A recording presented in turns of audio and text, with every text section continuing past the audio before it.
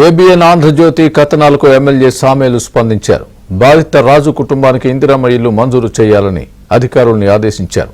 తనకు ఇందిరమ్మ ఇల్లు మంజూరైందని, ప్రస్తుతం ఉంటోన్న ఇల్లును కూలగొట్టి రోడ్డున పడ్డారు.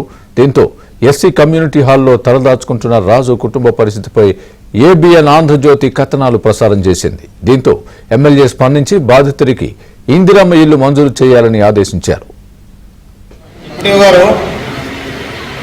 ఆ రాజు ఇల్లు కూలగొట్టుకొని అక్కడ ఉన్నాడని పేపర్ వచ్చింది.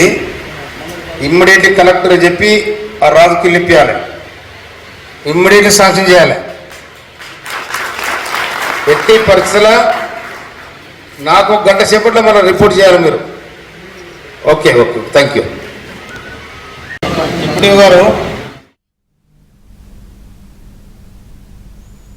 ఇదే అంశానికి సంబంధించి పూర్తి అప్డేట్ మా ప్రతినిధి రవి చెప్తారు. రవి, చెప్పండి.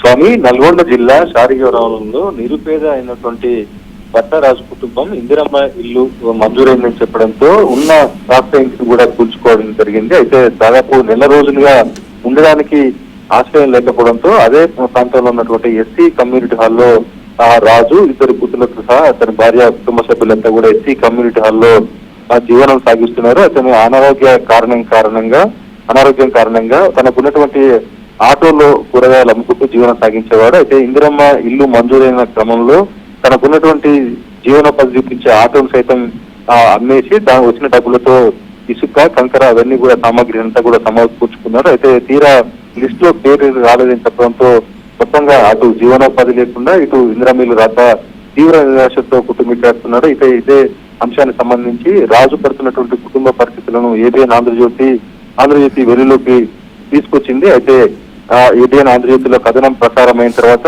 స్థానిక తుంగతుర్తి నియోజకవర్గ ఎమ్మెల్యే మందుల సామేలు స్పందించడం జరిగింది. వెంటనే నిరుపేద అయినటువంటి భట్ట రాజుకు ఇందిరమ్మ ఇల్లును వెంటనే మంజూరు చేయాలని ఏదైతే షాలిగవరం సమావేశంలోనే అందరి ముందే ఎంపీడీఓకి ఫోన్ లో ఆదేశాలు జారీ చేశారు. వెంటనే ఇందిరమ్మ ఇల్లు మంజూరు చేయాలని చెప్పేసి అయితే ఆదేశాలు జారీ చేశారు. ఈ నేపథ్యంలోనే రాజు కుటుంబ సభ్యులు తమ గోడును ఆలకించి ప్రసారం చేసి తమకు ఇందిరమ్మ ఇల్లు మంజూరు చేయడంతో ఏబిఎన్ ఆంధ్రజ్యోతిని అభినందించడం జరుగుతోంది. ఇప్పటికే ఏబిఎన్ ఆంధ్రజ్యోతి మనసున్న ఛానల్ గా మరోసారి నిలయడంతో ఇటు స్థానికులు కావచ్చు, అక్కడ ఉన్నటువంటి ప్రజలు కూడా అభినందనలు తెలియజేస్తున్నారు. గతంలో కూడా సూర్యాపేట జిల్లా ఏనుగాంలో కూడా ఇందిరమ్మ ఇల్లు రాకపోవడంతో గ్రామ పంచాయతీ ఎదుట ఆందోళన నిరుపేద కుటుంబ సభ్యులతో గుడిసె వేసుకొని నిరసన చేయడం జరిగింది.